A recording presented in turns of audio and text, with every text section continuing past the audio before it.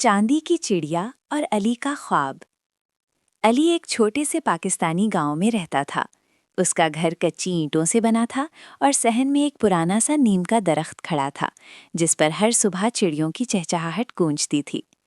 अली को परिंदों से बहुत मोहब्बत थी, खास तौर पर एक चांदी रंग की नन्ही चिड़िया से जो रोज उसके आंगन में आती थी। एक दिन अली ने देखा कि वो चिड़िया बहुत उदास है। उसके पर जख्मी थे और वो उड़ नहीं पा रही थी। अली फौरन उसे उठाकर माँ के पास ले गया। माँ ने मोहब्बत से उसके पर दवा लगाई और कहा, बेटा, जो अल्लाह की मखलूक पर रहम करता है, अल्लाह उस पर रहम करता है। अली ने उस चिड़िया के लिए एक नन्हा सा घोंसला बनाया और रोज उसके लिए दाना और पानी रखता।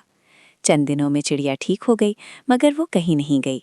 एक रात अली ने ख्वाब देखा कि वही चिड़िया सुनहरी रोशनी में बदल गई है।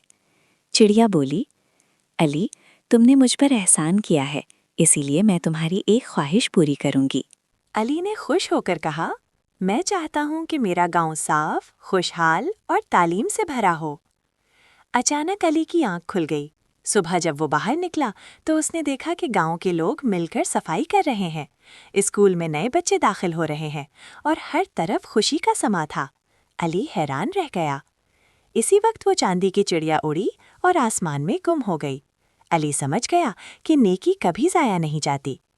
इस दिन के बाद अली ने फैसला किया कि वो हमेशा अच्छे काम करेगा, पढ़ लिख कर अपने गांव और मुल्क पाकिस्तान की खिदमत करेगा।